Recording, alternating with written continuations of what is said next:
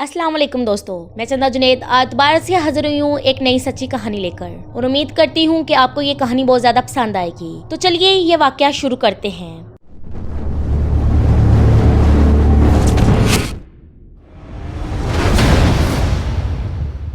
हमारा तल्लुक सऊदी अरब से है और हम सऊदी अरब में ही रहते हैं। मेरा एक दोस्त है जिनका नाम इब्रार है। ये वाकया उनके साथ पेश आया था। मक्का से कुछ फासले पर एक समुंदर है जिसके बारे में वहाँ के मुकामी लोग कहते हैं कि समुंदर के आसपास की जगह पर बहुत ज्यादा असेब है, बहुत खौफनाक है और वहाँ पर अक्सर जिन्नात के वाकयात होते रहते हैं। बहुत ही आम सी बात है कि अक्सर लोगों के साथ बहुत से जिन्नात के वाकयात पेश आ चुके हैं और वहाँ के रहायशी इस बात को जानते भी हैं। लेकिन बहुत से लोग ऐसे भी हैं जो इन बातों पर नहीं यकीन रखते। मैं और मेरा दोस्त इब्रार हम भी इन बातों पर यकीन नहीं रखा करते थे।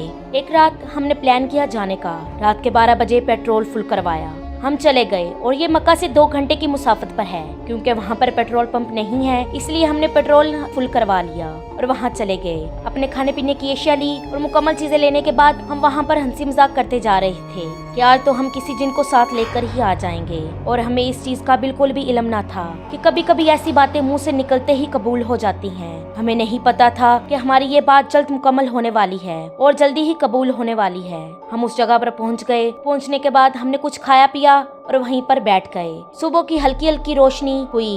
इब्रार ने पत्थर उठाया और समुद्र में फेंकना शुरू कर दिया और वो मुझे कहने लगा कि आओ पत्थर फेंकते हैं और देखते हैं कि किसका पत्थर ज्यादा दूर तक जाता है। इस तरह हम काफी देर तक खेलते रहे। इसके बाद अचानक सामने से पानी पर खून नजर आया। मैंने अपने दोस्त से कहा हो सकता है पत्थर लगने से कोई मछली मर गई हो। मेरे दोस्त ने कहा इतना ज्यादा खून मछली का नहीं होता पानी में, करीबन पानी का आधा हिस्सा लाल हो चुका था। यही बातें करते जा रहे थे कि मेरी वालदा मोहतरम की कॉल आ गई। काफी देर हो चुकी है, घर आ जाओ। तकरीबन सुबह के 9 बज चुके थे। खान पहुंचे और मैंने अपने दोस्त से कहा कि जुमा की नमाज के लिए मैं तुम्हें लेने आ जाऊंगा। जब अपने दोस्त को घर लेने गया तो इसकी हालत बहुत ज्यादा खराब हो चुकी थी। वो शदीद तकलीफ में था और जोर जोर से चला रहा था। इसकी हालत देखकर मैं समझ चुका था और हमने मस्जिद के मौलवी साहब को बुलाया तो वो समझ गए थे कि इसके साथ कोई मसला हो गया है। खैर मौलवी साहब ने दम किया और इसके बाद इब्रार ने कुछ देर बाद अपनी आंखें खोल ली। तो अपनी आंखें खोलने के साथ ही वो अपनी उंगली को नोचने लगा, खाने लगा और अपनी उंगली से खून निकाल दिया। जब उसकी उंगली कटी, खून निकला तो वो ही खून पीने लगा और चूसने लग गया।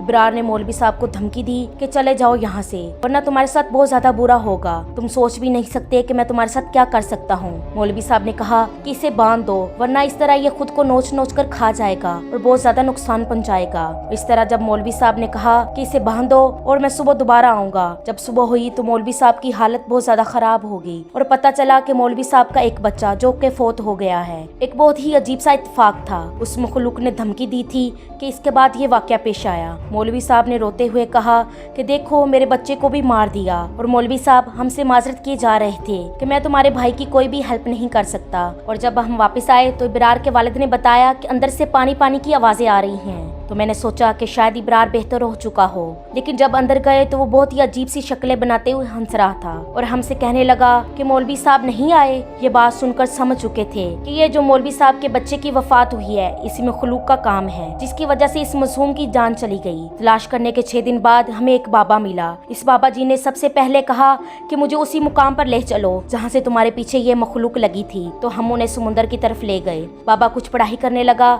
इसके बाद जब बाबा के पास आए इब्रार चलाने लगा, आंखें लाल हो चुकी थी। इसके बाद उन्होंने अपनी जुबान को नोचना शुरू कर दिया। वो अपनी जुबान को मुसलसल काटते ही जा रहा था जिसमें से खून भी निकल रहा था। ये सब देखना बहुत ही ज्यादा मुश्किल हो चुका था। ये मरहला बहुत ही ज्यादा तकलीफदेह था। बाबा साहब ने कुछ पढ़ाई करना शुरू कर दी।